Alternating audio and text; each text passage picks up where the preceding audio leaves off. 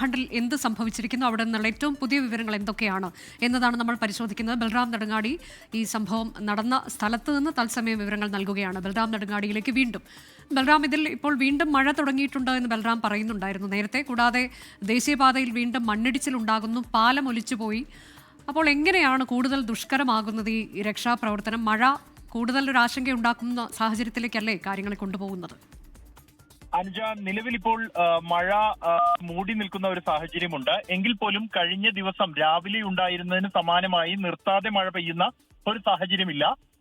അതേസമയം മലമുകളിൽ ശക്തമായ മഴ പെയ്തിരുന്നു എന്നാണ് നമുക്ക് രക്ഷാപ്രവർത്തകരിൽ നിന്നും ലഭിക്കുന്ന വിവരം. ഇതിനെ തുടർന്ന് ഈ ഹെലികോപ്റ്ററുകളുടെ ഓപ്പറേഷൻ അല്പസമയത്തേക്ക് നിർത്തിവെച്ചിരുന്നു. 2 ഇടങ്ങൾ കേന്ദ്രീകരിച്ചുകൊണ്ടാണ് ഉത്തർകാശിയും ഒപ്പം തന്നെ ഡെറാഡൂണിലെ ജോളി ഗ്രാൻഡ് വിമാനത്താവളവും കേന്ദ്രീകരിച്ചുകൊണ്ടാണ് ഹെലികോപ്റ്ററുകൾ ഇപ്പോൾ ഓപ്പറേറ്റ് ചെയ്യുന്നത്. അത് തൽക്കാലത്തേക്ക് നിർത്തിവെച്ചിട്ടുണ്ട് നിലവിലിപ്പോൾ. അതേസമയം ഈ റോഡ് നിർമ്മാണം തന്നെയാണ് ഏറ്റവും വലിയ വെല്ലുവിളിയാകുന്നത്. അനുജ സൂചിപ്പിച്ച പോലെ തന്നെ റോഡ് 2 ഇടങ്ങളിൽ പൂർണ്ണമായും തകർന്നു പോയിരുന്നു ബട്ട്വാടിയിൽ. അവ പുനർനിർമ്മിക്കുന്നതിനിടെ നിരവധി തവണ വീണ്ടും ഇടിച്ചിലുണ്ടാവുകയും അല്പസമയം മുമ്പാണ് ആ 2 ഇടങ്ങളിലും ഗതാഗതം പുനഃസ്ഥാപിക്കാനും കഴിഞ്ഞിരിക്കുന്നത്.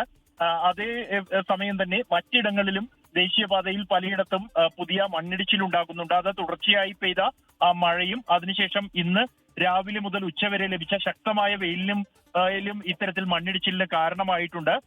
ഇതിൽ ഏറ്റവും സുപ്രധാനമായ നടപടി ഇനിയുള്ളത് ഈ ബെയിലി പാലത്തിന്റെ നിർമ്മാണം തന്നെയാണ്. അതിനുവേണ്ടിയുള്ള സാമഗ്രികൾ ഇപ്പോൾ അവിടേക്ക് എത്തിച്ചുകൊണ്ടിരിക്കുന്നു. ബെയിലി പാലത്തിന്റെ നിർമ്മാണം അല്പസമയത്തിനകം തന്നെ ആരംഭിക്കും. രാത്രി മുഴുവൻ നിർമ്മാണം നടത്താൻ കഴിയുന്ന തരത്തിൽ ജനറേറ്ററുകൾ ഉൾപ്പെടെ സ്ഥലത്തേക്ക് എത്തിച്ചിട്ടുണ്ട്.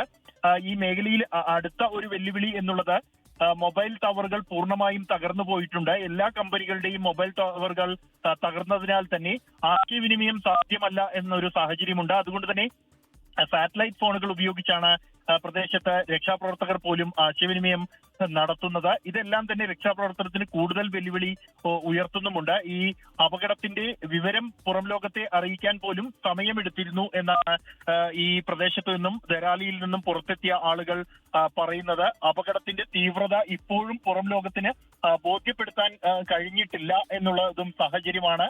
രക്ഷാപ്രവർത്തകർ പരിമിതമായി മാത്രമാണ് അവിടെ എത്തിച്ചേരാൻ കഴിഞ്ഞിരിക്കുന്നത്. അത് പൂർണ്ണ തോതിലേക്ക് മാറണം. ഒപ്പം തന്നെ ഈ അവിടെ കുടുങ്ങിക്കിടക്കുന്ന ആളുകൾക്ക്, ദുരിതബാധിതർക്ക് ആവശ്യമായ സാധന സാമഗ്രികൾ എത്തിക്കണമെങ്കിലും റോഡ് ഗതാഗതം പുനഃസ്ഥാപിക്കേണ്ടതുണ്ട്. അതിനുള്ള നടപടികൾ ഇപ്പോഴും ഊർജിതമായി പുരോഗമിച്ചുകൊണ്ടിരിക്കുകയാണ് അനുജ. അതാണിപ്പോൾ